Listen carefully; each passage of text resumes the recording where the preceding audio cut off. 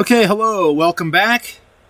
I figured I'd make another video. This is a couple days later since the last one. The last few videos I made were videos talking about the twin prime conjecture and this paper that I have in front of me. And this paper was two different proofs or methods that I had used to try to prove the twin prime conjecture. One was the original method, and then that led through to this kind of statement at the end of it, which I didn't really,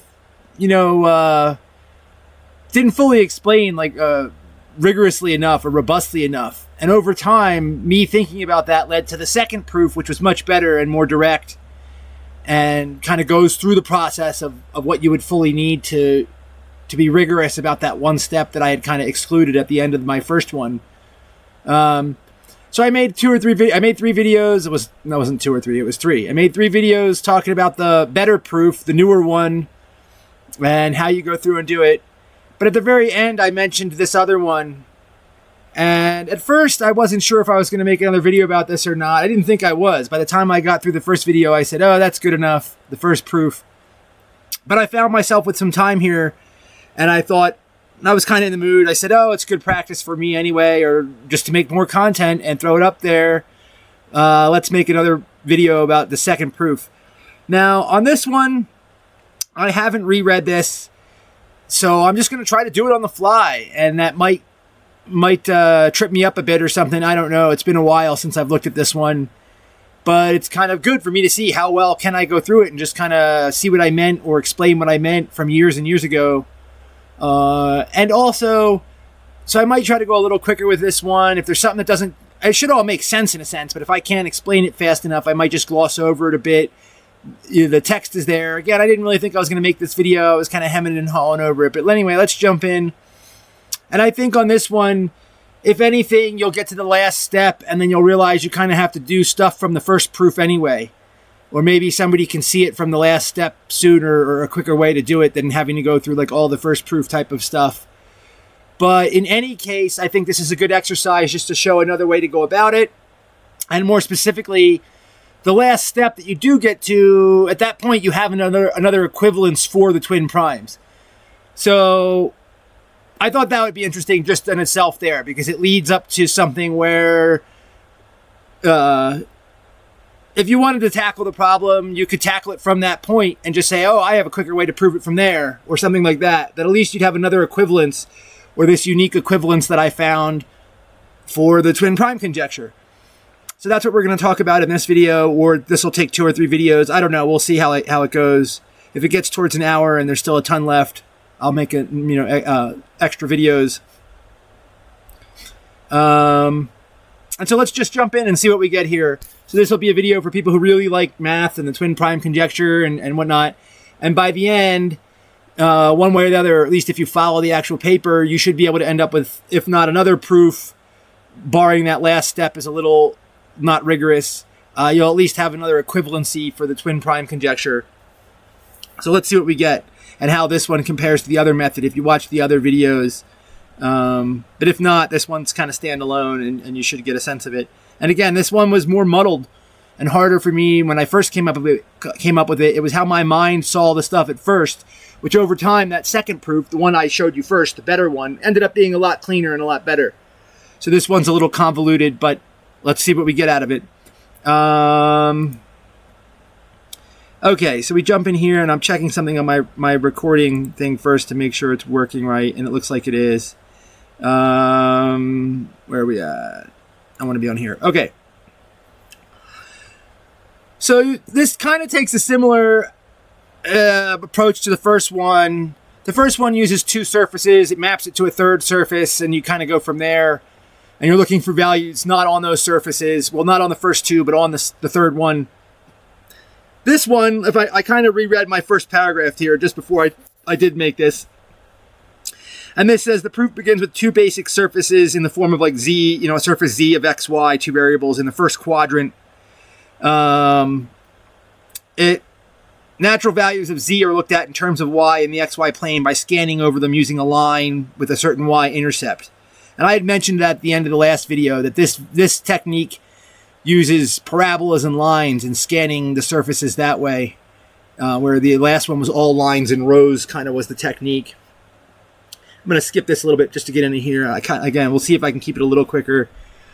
Now, for the last surface, and this is before I had that technique, but not for the last surface, for the last proof, we used the technique where we created odds that were not composite and looking for values not on a surface. I didn't have that idea yet when I made this, and for this one, I just used the composite surface and started checking the values with this parabola line scanning technique. So that's what you see here is we say, beginning with the first quadrant of the surface, z equals xy. So now you're just thinking of the first quadrant of a graph. And x, y, and z are natural numbers. So we're not on the zero, we're not on the axis where one of them is 0. You'll notice that along the slices x1 and y1, the range of the surface is the counting numbers.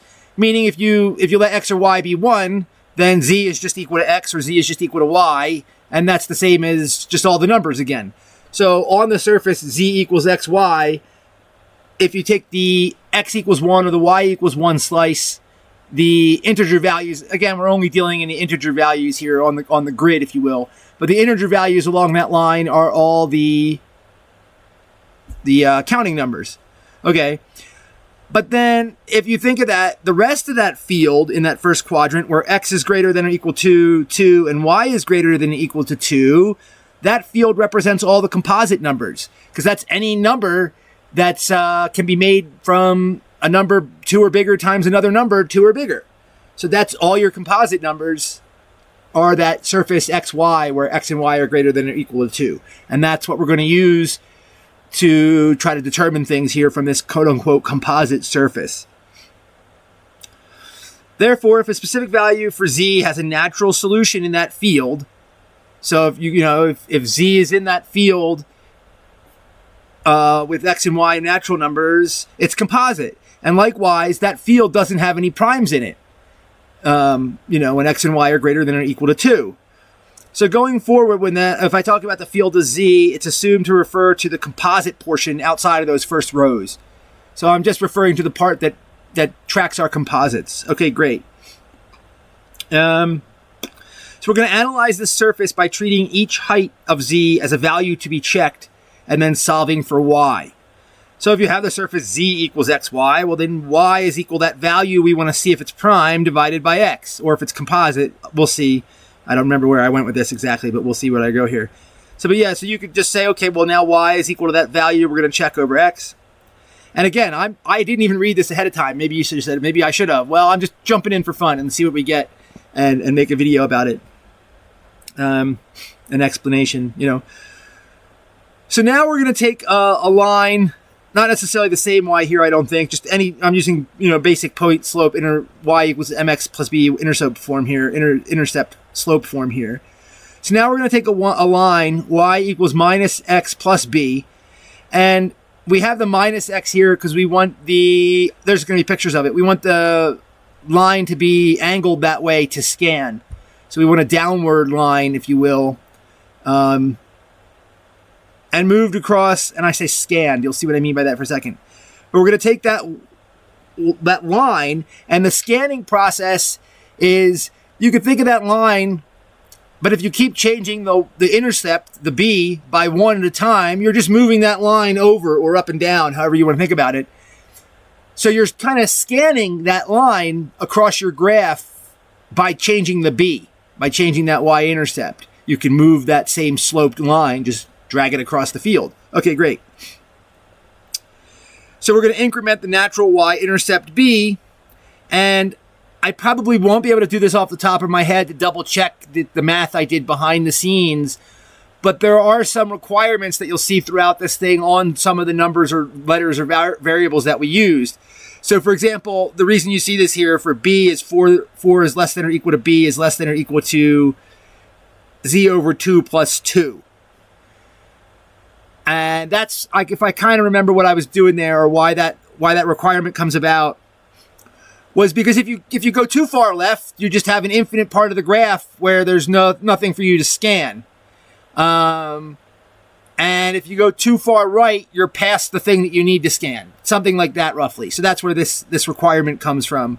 But we're basically going to take these lines and slide them across our graph of z over x. So, okay. So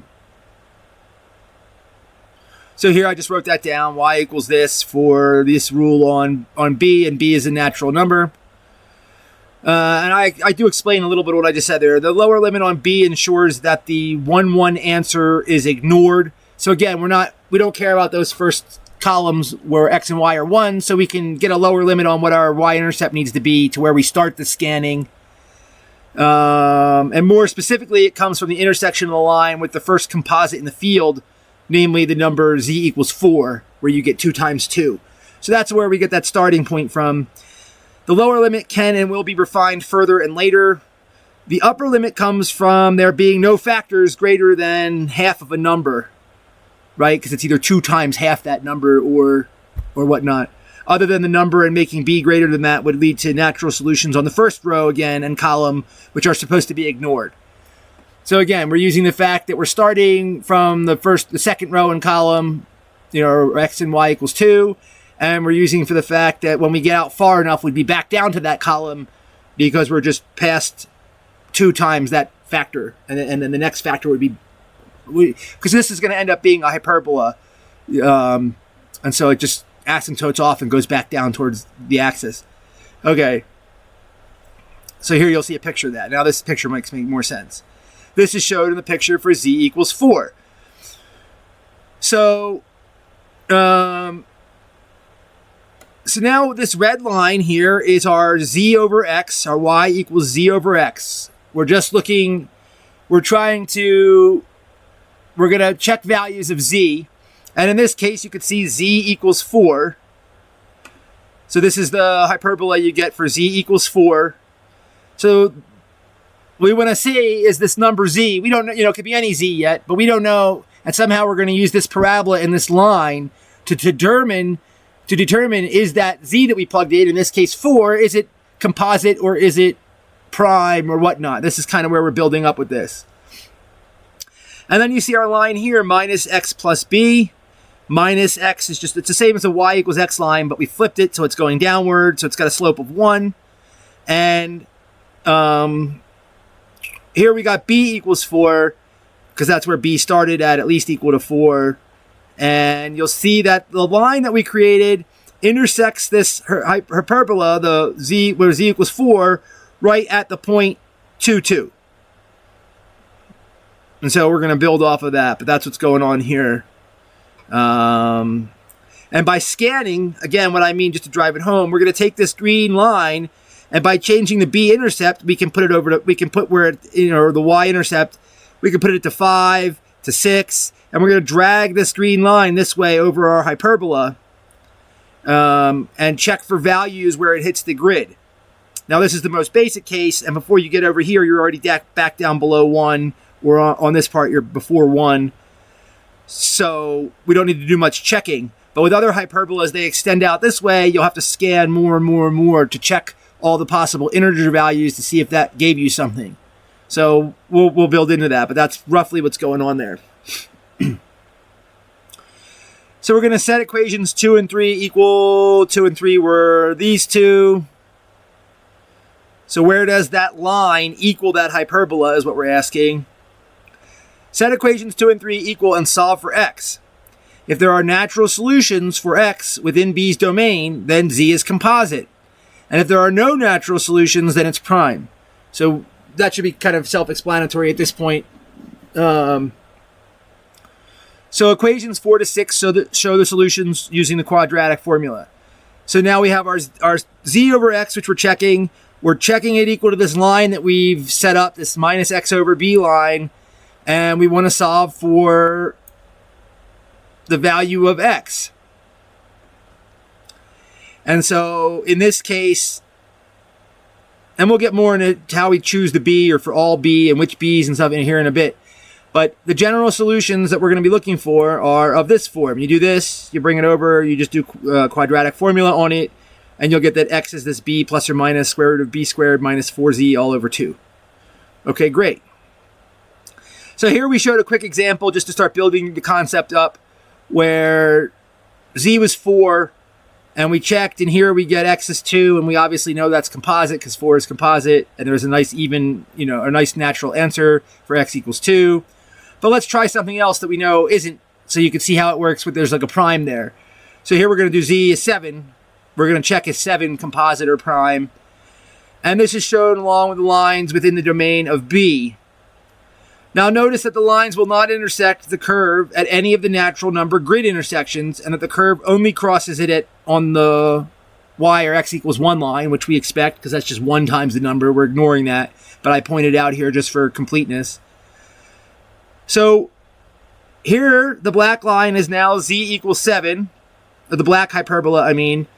So we've got, 7 over x is what we're checking here. And we used these are the lines within that domain of B that I said it's got to be 4, 2, I guess I could scroll up one more time real quick just to show it again. Here's your rule for B. So we plug in 7 over 2, it's 3.5 plus 2 is 5.5. So we're looking for all B's between 4 and 5.5. So in this case, 4 and 5. So here you see that line, or the hyperbola where x is 7, Z is 7. And now you see the 2 lines that we would need to check to see if there's any solutions here. We have to check both of them. But you can see here that those 2 lines, this hyperbola does not, again, so back here on x equals 1, it hits 7, which makes sense. And when y is 1, it hits 7 right here. But none of these other places does it cross at a intersection of a grid line. It just, because it's not composite. It's a prime number. And so therefore, obviously, our lines that we scan across it, they will also not cross it at the same time that it crosses a grid line, because it doesn't cross a grid line. So here is not a grid line. Here is not a grid line. A grid corner. Here is not one, and not obviously these little ones. We're talking about the integer ones, and here is not one. So this is building the concept of what we're going to be working with. And lastly, I guess I want to show another one. Z equals 12 is shown. Oh, because this one has multiple solutions. So I want to show you kind of what that looks like. Namely at x equals 2, 3, 4, and 6. So for z equals 12, here's your hyperbola. And I don't know if that's big enough. I mean, it's big enough for the words I'm on here, but maybe I can zoom in a little bit. Oh, too much. Just to show you the graph more. But here is z equals 12. So here we're checking the number 12. So we've got 12 over x is our hyperbola. And you'll see that when we scan this line across, it hits here and here, which is for 4, which is our value for 4 and 3. So you hit at 3, 4, and at 4, 3, because x and y can be swapped, so you're going to get, this is going to be diagonalized, if you will, and you're going to get repeats across the xy line, reflected over the xy line. But here you see it hitting at 3, 4, at 4, 3, and then of course it should hit at 2, 6, and 6, 2. So here's it hitting at 6, 2, and at 2, 6. Okay, great. So again, here I say a curve with multiple natural solutions. Okay, so how can we use this to prove twin primes or check for prime and composite and all that stuff? Well, we're going to keep building it into this. But this is the basic idea of what you have to understand for this part. And it looks like, is that too big zoomed in? We'll go out 1. So next, allow z minus 2 equals xy. And again, I don't know why I'm doing this yet. I got to think about it for a second. But let's see, what am I doing here? Next, allow z minus 2 equals xy to represent a second surface. Oh, okay. So like we did on our other proof where we had one surface for the primes and one surface for the twins, which was 2 away from those primes, we're going to do something similar here. So here it looks like I might have used the upper prime, and now we're going to look at the lower prime. But we're looking for z minus 2. Or, I have to think about that. Actually, but you get the idea. Either way, we're checking the second prime. Next, allow z minus 2 equals xy to a second surface that will check values 2 less than a given number z. In this case, looking for the smaller prime of a twin pair. So, okay, I do say it here. So in this case, we're going from the second prime down to the one before it.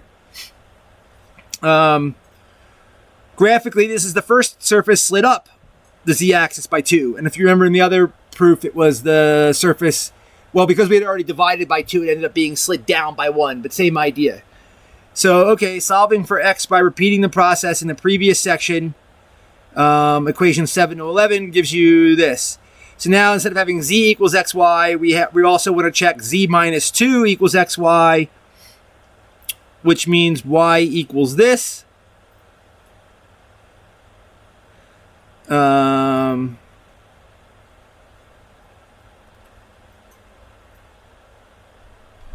now we're setting that line equal to a line, we're setting that equal to, that hyperbola equal to a line we're going to scan. And we solve for our x values again with the quadratic formula, and we get this. Great. So the example below now shows the curves for both surfaces and is checking the z and z minus 2 pair, 14 and 12. So obviously we know that this will fail because 14 and 12 are not twin primes. But let me zoom in a little bit here on this one.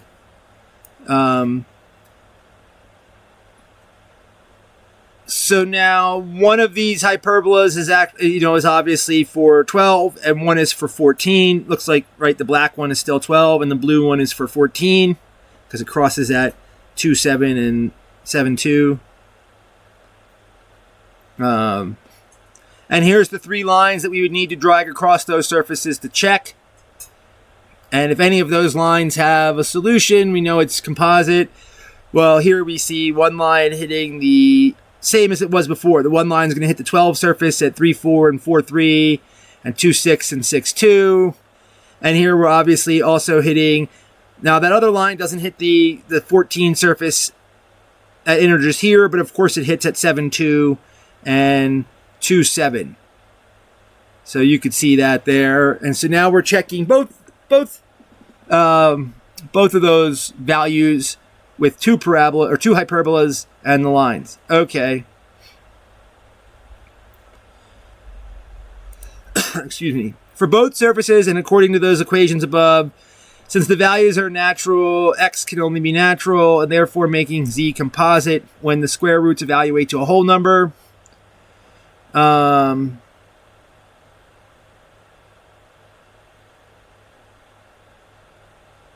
Let's see. So we're saying here that the square roots, for this to be a whole number and make it composite, the square root has to be a whole number here. Same for the other one, the square root has to be a whole number.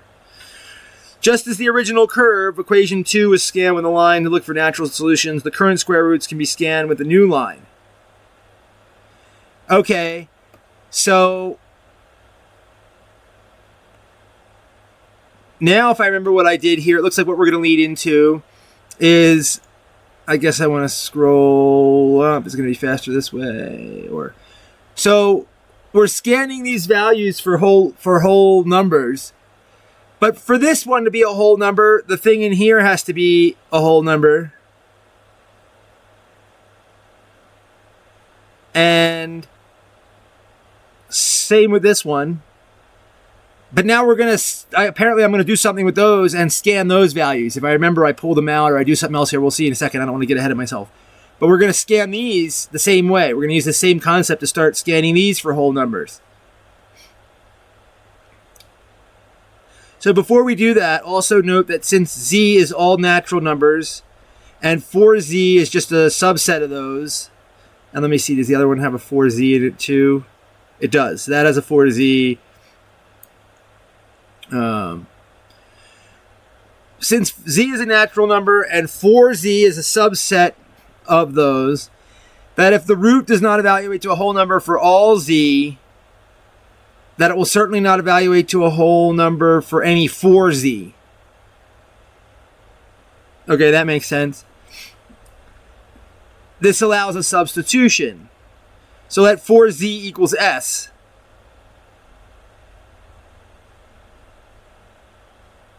So what we're saying here is we know that b squared is going to be a whole number because b's are intercepts and they're whole numbers and 8's a whole number. but that this thing can't evaluate to a whole number. That if any number doesn't, then 4z won't, because any of those numbers wouldn't be a whole number. So we can just say that that has to be a whole number here, is what we're saying. So let 4z equals s. Then from equation 6 and a line in variable b with y-intercept, equation 12. So this was our first one with, and you just get b squared minus s. That was for the upper twin that we're checking. And let's see.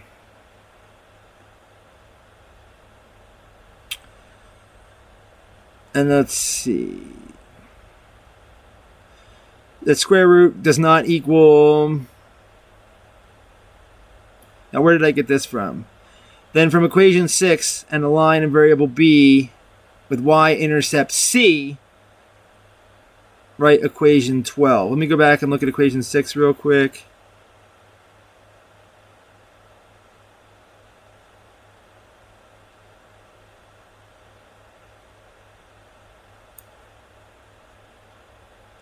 I think I just introduced C here. So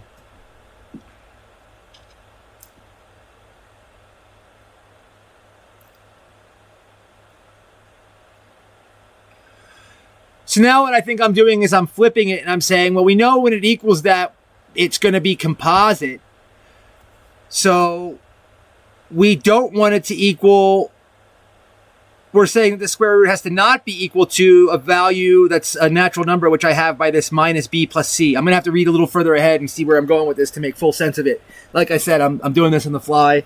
But let's see where we go here for a second without getting too caught up in myself here, because it'll take me 5 minutes to sit here and think about it, and then the video will just be longer than I want. Solving, because I usually then I'll go explain it more as I go down.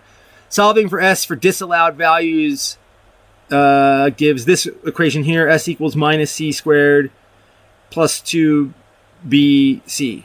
Okay, this is just another surface, s in terms of b of c, which is translated a requirement of the surface y value curve and line intersection to this new surface. So yeah, we're just kind of mapping these things now further along. And not to confuse things here, but I said these variables they're not following the traditional z equals xy. This is another surface for convention. For familiarity, personal preference, and rather than talk about BC space, I rewrite the current terms in familiar x and y. So again, I don't necessarily mean the same x and y as before in this case.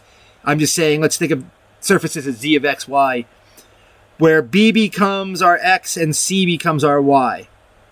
So that's going to be important though. We want this b to be our x value and our c to become our y value. And this is just a syntactical rewrite. So all I did is say, okay, I'm just copying this down now as in terms of x and y instead of c and b, because I thought that would be nicer, or people like to see x and y. I don't know, at some point when I was doing that. But so now we're going to look at this surface here. And I just want to think about something for 1 second before I go on. So I might just be silent here for a second. Give me that.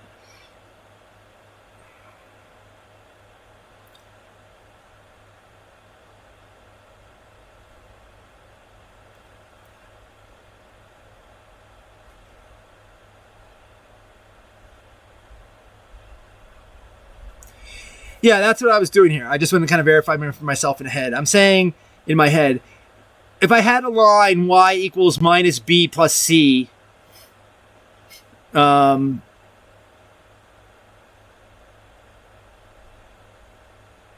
this can't equal that line, because then it would be a natural number. And we don't want this to be a natural number when we want this. Because if this is a natural number, then we're definitely going to get something composite whenever the top ends up being even. But if this is not a natural number, if this ends up being, real, some other real number or rational or whatever, just something that's not a whole number, then we know by default this will not have an integer solution, because it will just be something with like decimal value. And so that's what we're trying to do to find our primes. That's kind of be the hook or the trick that I use to find the primes, is the fact that we want this to be not a whole number. So in any case, let's see. So now we're going to explore this a bit. and see when it's a whole number. When it's a whole number and when it's not. And we repeated the process for our second twin that we're checking to get the second requirement, just like we did here. So for that second one, for this quadratic here and the stuff just inside, we want this to not be a whole number. We end up with this requirement here, equation 15. Let me check something real quick. Okay, great. So the question is now, what do these two new surfaces say about the original values of z being checked? And I guess here I felt the need to recap the method so far. Let's see what we recap. So far, we developed a method to plug values in the range on the field of the surface z equals xy to check whether they're prime or composite. We know we want the domain of x and y are restricted to 1 is less than x is less than z. Same for y. Otherwise, products of 1 and the number contaminate the field. So this is why we said 1 is less than there. We don't want that one line. We don't care about values on that x or y equals 1 line. The left boundary can be restricted further by noting that equation 2 has xy symmetry. I pointed that out. And that the first place the scanning line will touch the curve is when y equals x. Solving for x gives the square root of z. It was also noted that since there are no factors greater than half of a number, when 1 and the number itself are ignored, that the right restriction can be cut in half. So those bounds for b that I was saying, well, what lines do we need to check? This gives square root of z is less than or equal to x and y is less than or equal to z over 2. And for the second surface here, for the scanning line, those domain restrictions can be put in terms of the y-intercept b, and this will be calculated in the next section. So now we're using some of the information that we have to refine the boundaries to make it, less stuff that we have to check. Next, the value checking equations were rearranged to determine the value of x in terms of the value z being checked and the y-intercept. And it was noted that when there are no natural x for all y-intercepts in that domain, then it's prime. So yeah, if you check all your lines in that proper section, and none of them come back with a natural x solution, then you know the number you were checking, the z value, was prime. Okay. These were rearranged further, and a second scanning line on the square roots. Finally, these were in terms of conventional variables. Me switching back from c and s and stuff back to x and y. So these were 14 and 15. So I recap what we did. These equations tell us that if s takes any natural value from these surfaces with the appropriate domains of the y-intercepts, that the square roots will evaluate to whole numbers, leaving the original values with a chance to be composite. Again, whether they're even or not because of that divided by 2. Likewise, though, if s is a value that does not appear on the surfaces within those appropriate domains, then the roots will not be whole numbers, and the original value is prime. So we can use that to start to say, hey, if we can find values where that thing does not evaluate to be a whole number, then we know we're getting primes for our value of z that we're checking. The twin prime conjecture can now be restated as follows. Are there an infinite number of individual values that do not appear on the new surfaces, thus making an infinite number corresponding to z and z2 prime numbers? Okay, so I think you see what you did there without me having to repeat or go into that too much. But we're basically saying, can we find infinite values for these radicals so that they're always not a whole number for both of those equations that we have, is basically what we're saying. And then, because if we can, we know there's infinite twins. Those will represent infinite twin pairs. Okay. The values of the secondary surfaces. Now, in order to analyze the values that do not appear on these new surfaces, we need to understand the restrictions on x and y in equations 14 and 15. Let's just go look at that real quick again. 14 and 15. So these two ones that we're using to determine when our radicals are whole or not. The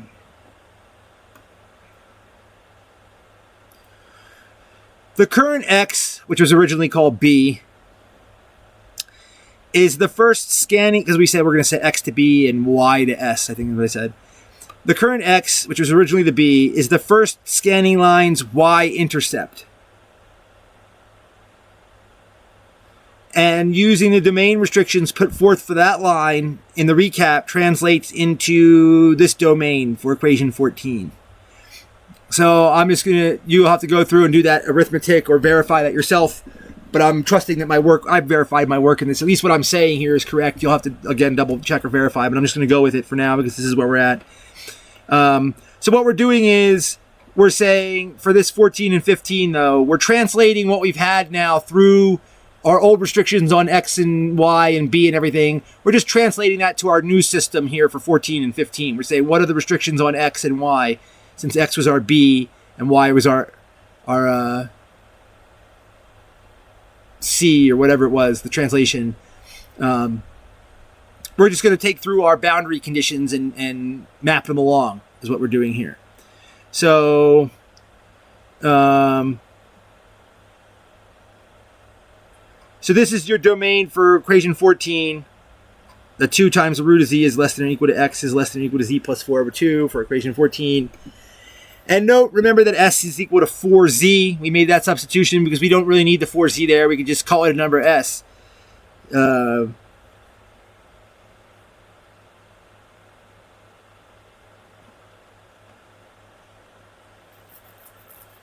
Because, and again, why we did that was because if 4z isn't whole, then s certainly wouldn't be whole. So, with what we're saying there, if s is 4z, if the number's not whole, then 1/4 of it certainly won't be whole. And so here's the boundary for the second surface. So this tells us our range that we're working with, or our domain.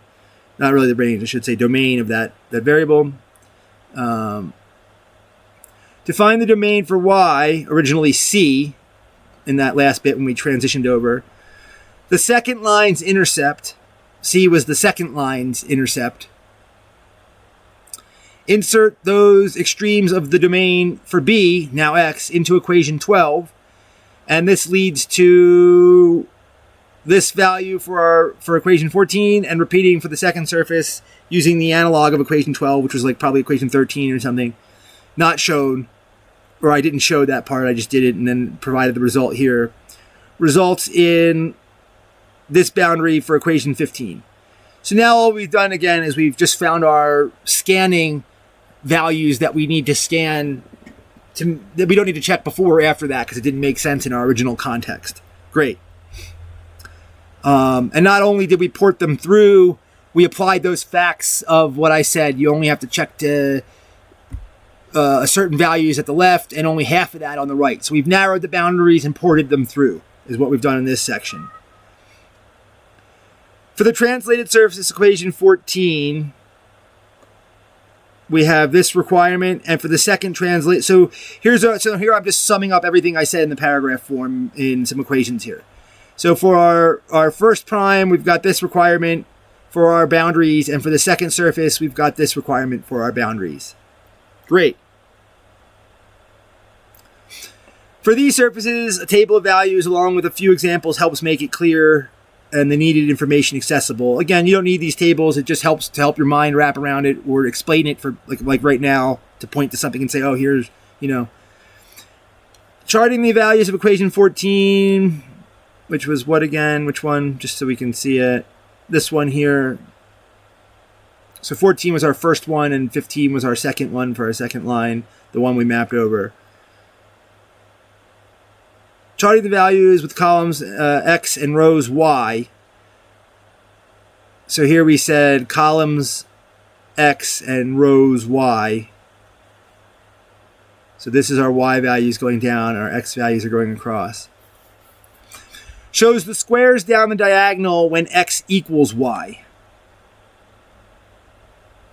And let's just see for 1 second.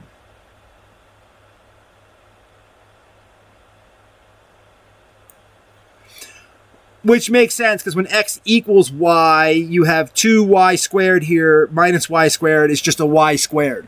So that's why you're getting these square values down the diagonal. 1, 4, 9, 16, 25, 36, 49, 64, 81, 100, and so on. here I just label it values of equations 14 and 15 with column X and row Y. So here was equation 14, and now here's the equation for the second surface, or that second prime. And of course it had something else in it, so it's not squares down the diagonal. But if you go substitute X equals Y in that, you'll see that you get these values here. On this one. But here's those two surfaces plotted so we can just have some values to look at and see what's going on for a minute, and why we'll need this will become apparent probably. So I guess I say 5 examples here. I don't know why I needed 5 or what I'm doing with that, but I guess we'll see. Probably helps to explain it or make the concepts clear. Let me just see my time here. We still got about 20 minutes on this one before I hit an hour. Example 1. So now we're going to use the top table to test if z equals 4, our original example, is a prime number. Plug z into equations 16 and 17. According to the domains, this is occurring here, 16 and 17. So we're checking for z. So we're plugging z directly into our new equations here. So when you plug z in, the domains simplify to this and this.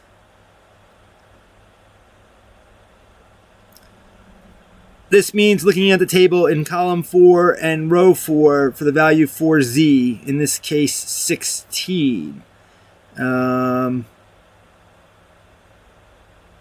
What did I do there? Let me just see something for a minute.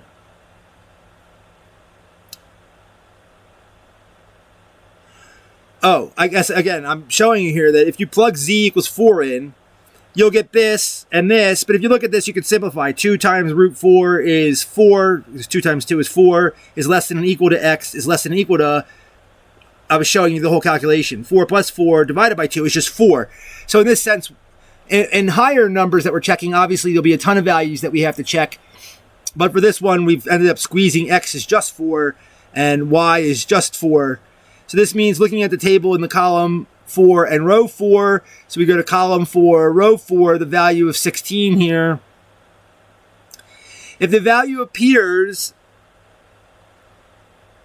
then 4 is composite. If it does not, then 4 is prime. Now, what did I mean if the value appears? I guess that'll become here clear in a second, because obviously there's values all on the table, but indeed 16 shows up at that location, indicating the number is composite. Now, hold on there, though.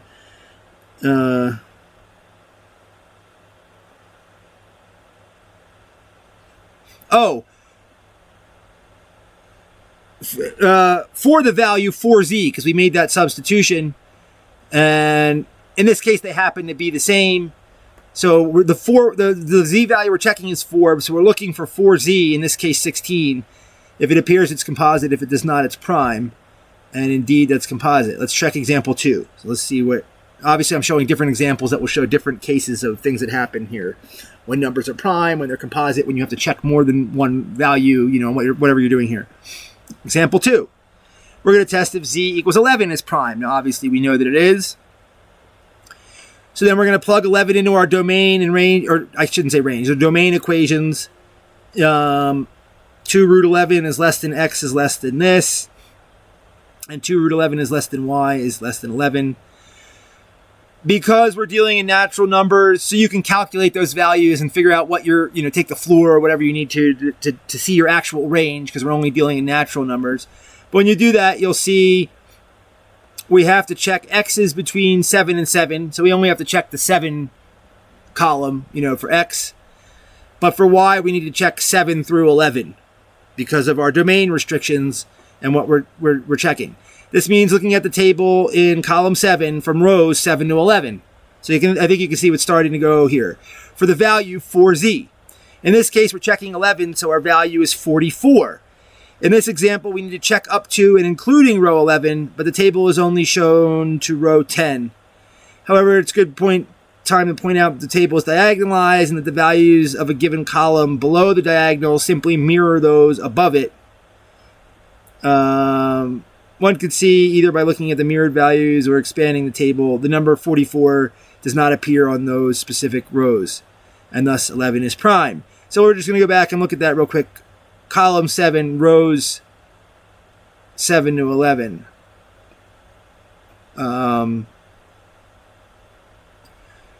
7, 1, 2, 3, 4, 5, 6, 7. And it would be rows 7 through 11. 7, 8, 9, 10. So we're looking for the value 44 here. 49, 48, 45, and 40. And I said I didn't include it here, but if you calculate that table, you'll see that 44 does not appear in that area.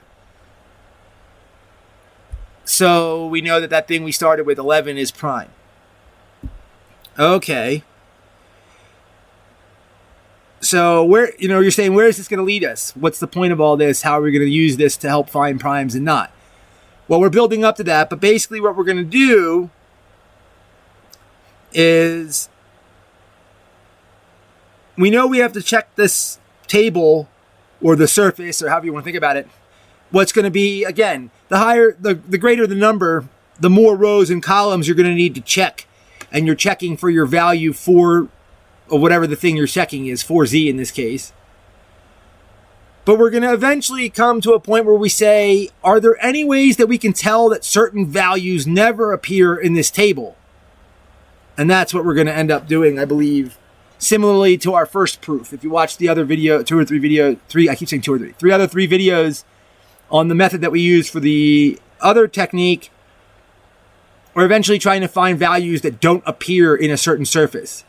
And in this case, we're gonna end up doing something similar once we understand what's going on and what we're checking and how far, which values we have to check and all that. We're gonna say, oh, hey, look, these certain values never appear. Or there's this one area we can check and it tells everything for us. Roughly. I'm paraphrasing, but that's roughly what we're gonna get to. So let's see what our example 3, I pointed that out because I must have been wanting to show something else. We're going to test if z equals 12 is prime. Here we're going to repeat the process. Here's our domains. This corresponds to, we need to check between 7 and 8 and 7 and 12. So, and we're looking for the number 4 times z, so 48. So we're looking for column 7 and 8, rows 7 through 12. So now we're looking for these two columns and rows 7 through 12. And here you see the number 48. I'm sure it appears somewhere else. I talk about it. But we found our number, so we know it's composite in that region that we're supposed to be checking. It might appear somewhere else. That's fine. That's not what we're looking for. You have to stay within the bounds to make it make sense. But if you check just the region you're supposed to and that number appears in that region, that's when you know it's prime or composite. So we see that the value will appear in both column 7, row 8, and in column 8, row 12. Thus, 12 is composite. Also note that each time a value appears in a given range, that it represents a pair of factors of the number being tested. In this case, the 48 in column 7 corresponds to the factors of 12 being 2 and 6, and the one in column 8 to the factors 3 and 4. So each time a value appears in that range, it will be a pair of the factors of the number being tested. Okay, great. Our fourth example, what was I trying to point out here? Test if z equals 13 and z equals 11 are a twin pair. So now we're not just checking the one number to see if it's a prime. We're saying, hey, now how can we check prime pairs? Now 13 and 11 are a twin prime pair, so we should be able to see that with our method here. Note that instead of checking both numbers individually against the top surface, we instead check the larger number against both surfaces.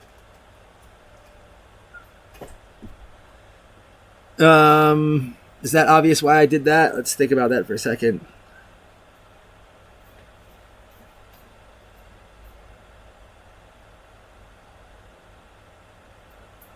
Yeah, because the number would have to be prime itself, so you can use the top surface to check if it's prime, but then two difference of it then would also have to be prime, which is why you're using the second surface.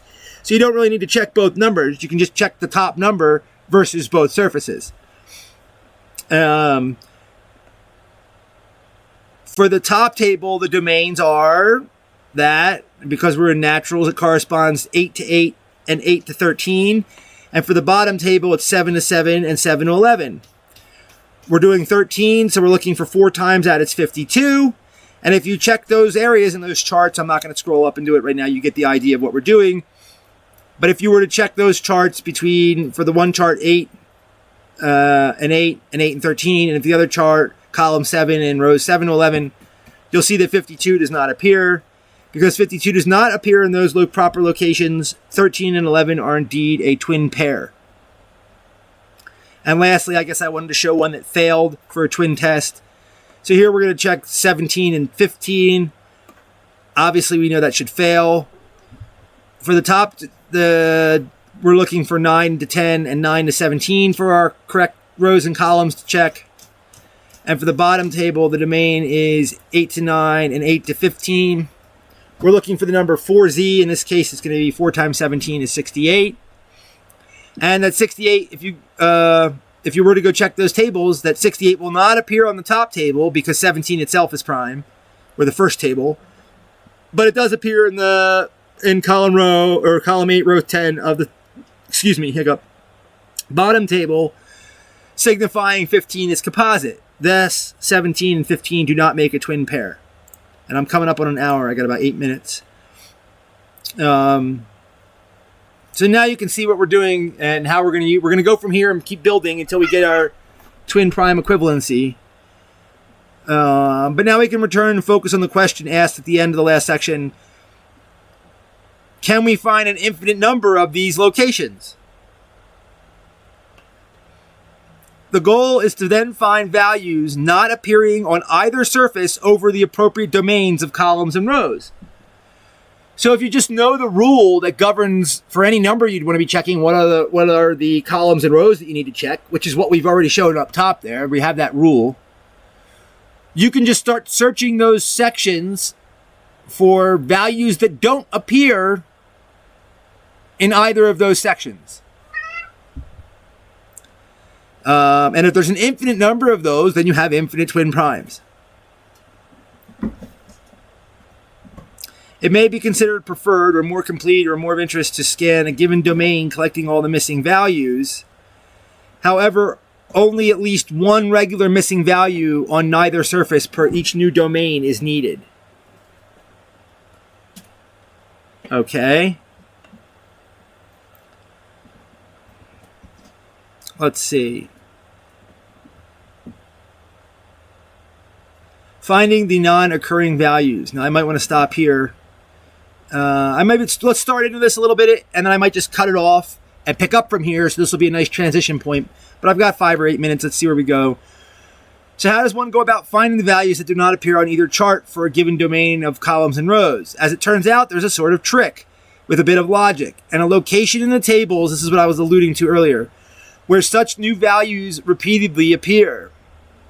Notice that the minimum value for rows and columns, y and x, is the same per surface. Let's see, that is 2 root z from 16 and 2 root z minus 2 from 17. This corresponds to starting on the diagonal of the upper table. Next, notice that the maximum value for the rows y always becomes greater than for the columns x. Namely, z is greater than z plus 4 over 2 for z equals greater than 4 from equation 16. And here's the analog for equation 17.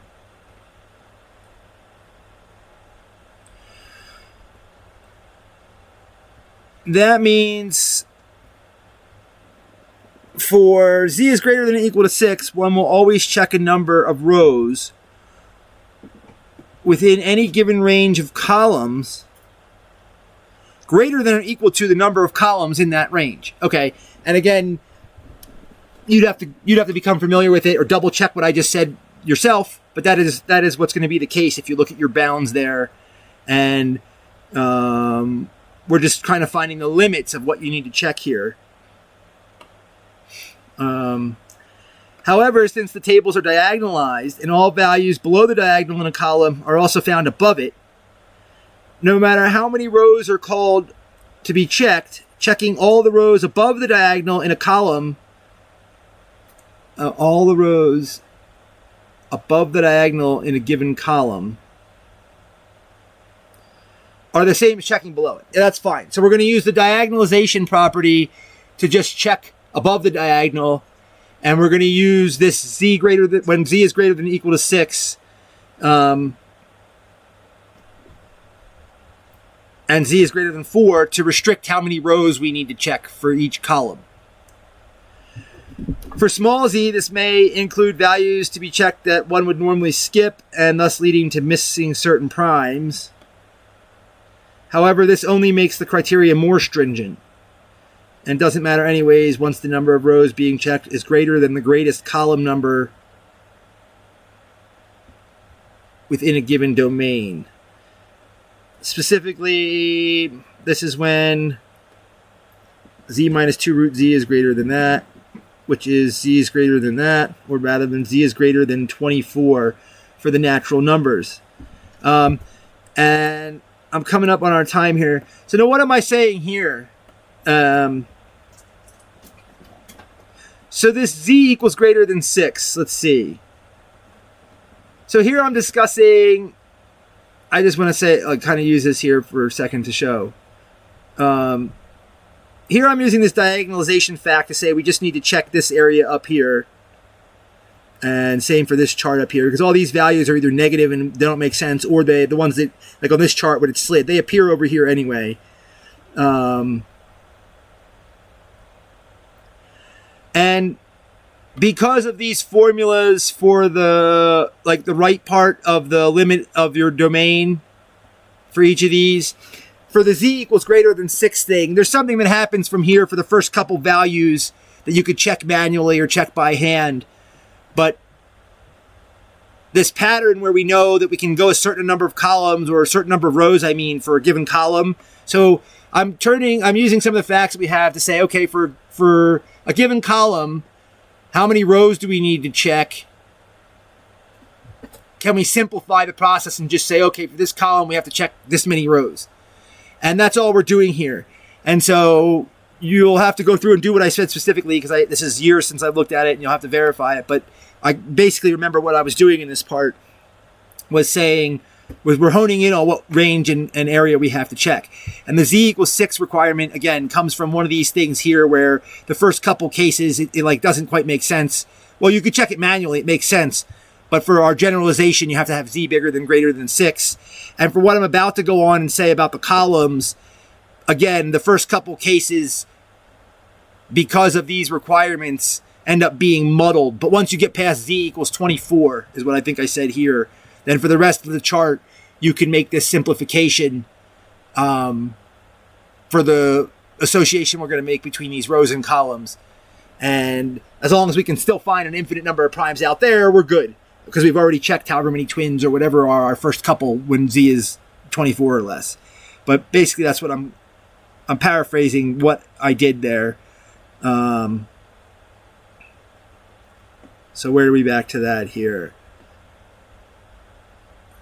So here we say, and again, here I show the math. You'd have to go back, and it's hard for me to just do it off the top of my head here and say, oh yeah, the square root, look at this. I'm not as familiar with what I did, but you can double check these values and see why I honed it on these and where they come from. It's all from the equations we had right there. So, but this doesn't matter anyway. Once the number of rows being checked is greater than the greatest column number within a given domain. So we were saying for any column, you only have to check that many number of rows. And if you have a range of columns, once it's bigger than the greatest column number, you've, again, met that requirement, is basically what I'm saying here. And you can calculate when that first happens, and it's when z is greater than or equal to 24, then you're good to go. And can I get through this bit? Because I might just stop here because I'm coming up on an hour, or maybe I'll finish this bit. It can go over an hour a little bit, and then we'll go. But now notice that the lower limit of the domain for the columns x of the second surface is slightly lower than that of the first. Namely, here root z minus 2 versus root z, whereas the upper limit is slightly greater on the first. So this is just comparing those the edges of those ranges or those domains. Namely, here you're comparing z plus 4 over 2 versus z plus 2 over 2. This means that by using the lesser lower limit from the second surface and the larger upper limit from the first surface, that one is guaranteed to field the domain for both surfaces. So again, we're simplifying. We're trying to simplify our rule for which rows and columns we need to check and make sure that we're accounting what we need to check for both surfaces at the same time. So you use the lesser lower limit from the second surface and the larger upper limit from the first surface, and you're good to go. You're guaranteed to cover your domain for both of them. Once again, this may rule out some primes and twins that would otherwise be fine, because you're including some stuff on the fringes that might have given you a twin or a prime, but we don't care. As long as there's enough leftover stuff inside, it still gives you twins. And like I say, this only narrows and strengthens the criteria. So we haven't made it, we haven't gone outside of the bounds and made it worse or something and say, oh, now we've got some areas where we're doing some shady business. We've made our bounds tighter. So if we find stuff within this range, we've definitely satisfied it, because there's a little bit of fringe area here which we've cut off, which might have been okay to check, but we're just trying to simplify it. And we say, okay, kind of like a squeeze theorem type thing, not really doing a whole squeeze theorem here or convergence test or anything, but same idea. Sometimes you just you bound something by a different amount that you do know the value of, even if it's a little bigger or smaller than whatever your inequality was, because you've gone in the right direction of your inequality. So you're just making your criteria stronger. We're almost ready to find a source of values that never appear, but with a bit more logic is needed first to hone in on this. Looking at the upper bound z plus 4 over 2, which determines the greatest column to be checked, shows that the column increases by 1 each time z increases by 2. Okay, that shows this.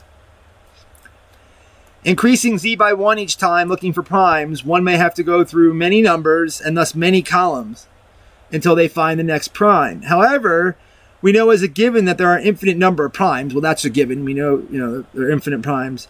So we know that eventually z will hit the next prime and correspond to a number 4z that does not appear in the appropriate domain of columns on the first surface. Since the 4z will not be in any of the corresponding columns, it is known that this includes the rightmost column of the set. Okay, so here we're just saying, I'm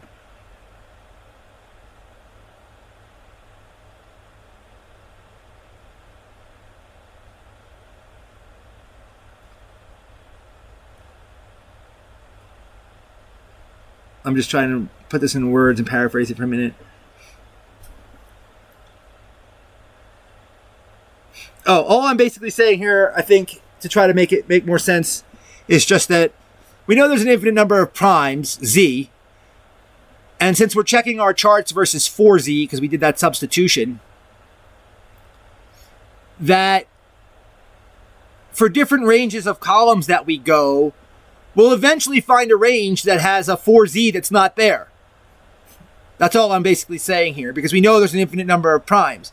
So if we were just looking at that first surface again, and we compare our ranges of columns, eventually we'll come across some range that our 4z won't appear. And in that range, that of course, because it's just the range of columns that we're using, that includes the rightmost column in that range, because it won't be in that column, or any of the columns in our range, including the rightmost one. And why that's going to become important is because that's going to be where we're going to find our little trick of values that end up always appearing or not appearing. It has to do with this rightmost column. So since the 4z will not be in any of the corresponding columns, it's also known that this includes the rightmost column of the set. That eventually we'll find rightmost columns that don't have a 4z in them. We don't know which columns those are yet, but we know there's an infinite amount of ranges where at different times the rightmost column in that range will not include one of our numbers that we're looking for. Thinking about treating each column as the rightmost column of a set, see, you're kind of getting into what I was just explaining out loud.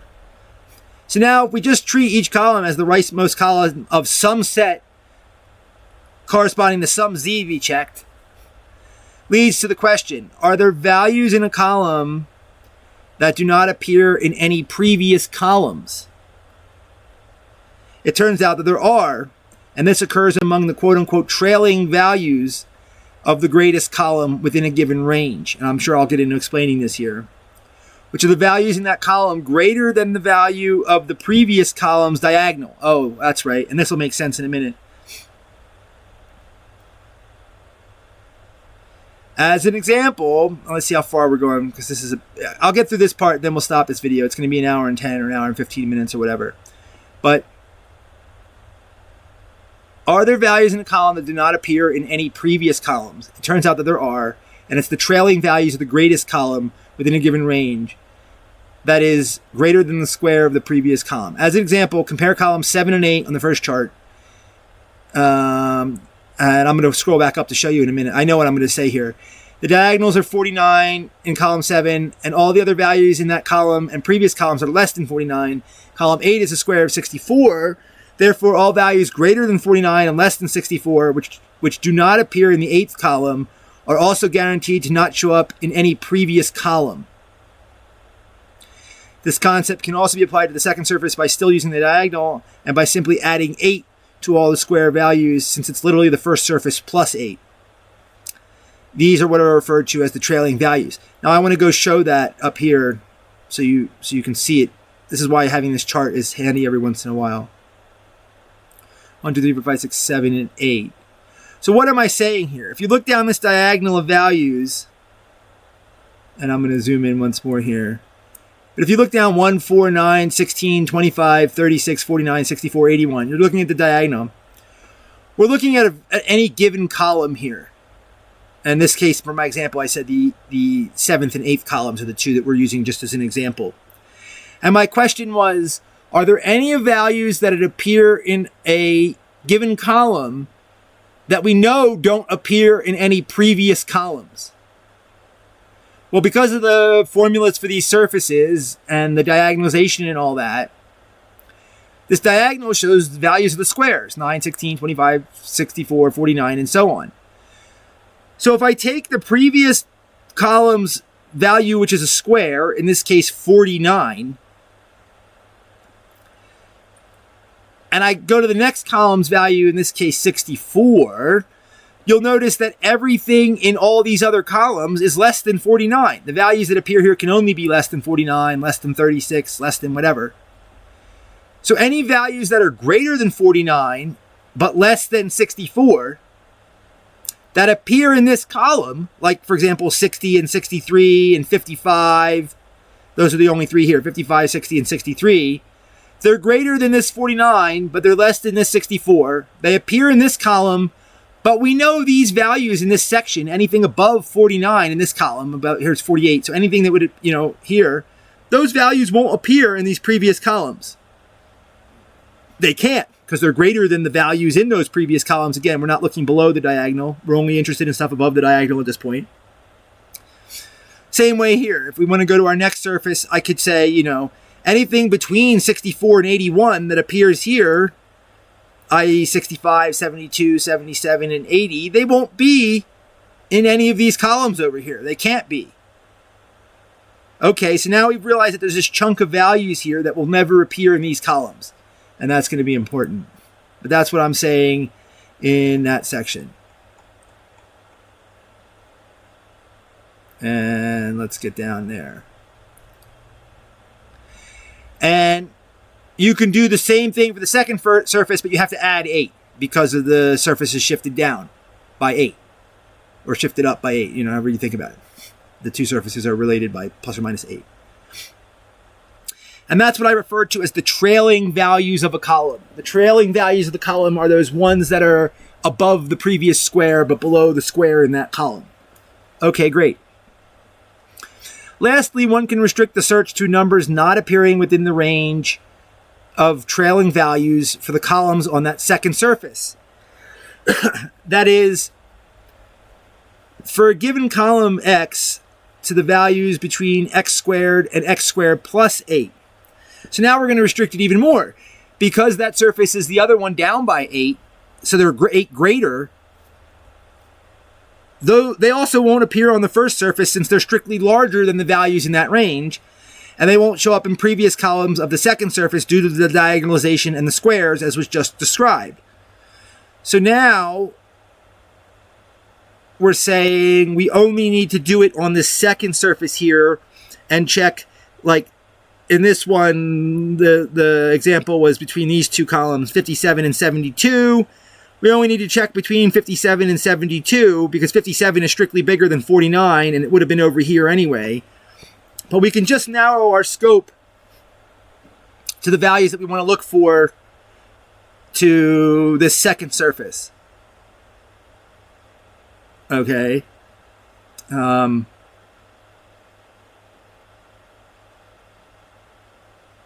right. Let's see.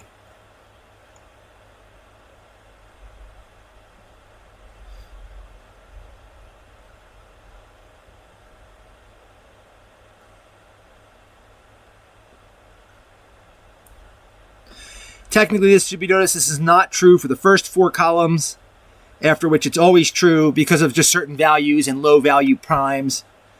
Restricting the search for values that do not appear on either surface to this subset of values greatly increases the chances of finding primes and twins. However, there's a new problem. Sure, it's great to be able to only check among those trailing values of the columns, but as was mentioned, there's no guarantee that a given column corresponds to a maximum domain of a prime. So this would only be true for when our z was prime, and therefore the value we're checking is for z. But then that gives us a certain range of columns to check, and that's what I'm saying here. We only want the ones that would have corresponded to a maximum range of a prime, domain of a prime. Another way to think about it is that while a number may not appear in the trailing range for a given column, that it may end up appearing in a greater column but lesser row as the 4z check for some other z. So again, what am I saying here? What I'm doing here at this point is I'm only trying to hone in. So again, we kind of skipped over the fact that at the one point I said, okay, we can just check the top number of our pair, which made sense, versus our 2 surfaces. But now I've jumped to saying, oh, well, we only need to check for that bottom surface, our second surface, and in that very specific range of trailing values. And you say, well, what about checking the first surface for if that number appears? Well, we're not really checking numbers at this point. We're just trying to say, hey, is there numbers that we know will never appear on either of those surfaces? Because we don't have to check those numbers. They just don't appear. So we know that numbers in that trailing range don't appear on each surface individually. But we also know that if we just check for numbers that don't appear in that trailing range of that bigger surface, by default, that would be a number that would not appear on that other surface since it's larger than those values in that appropriate column. So that's what we're saying here.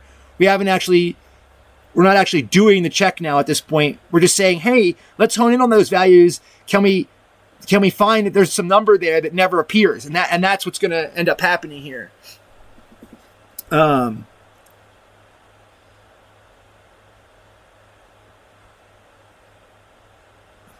A good example of this is column 9, and so I'm just trying to cover my bases here and say, here's some things that, again,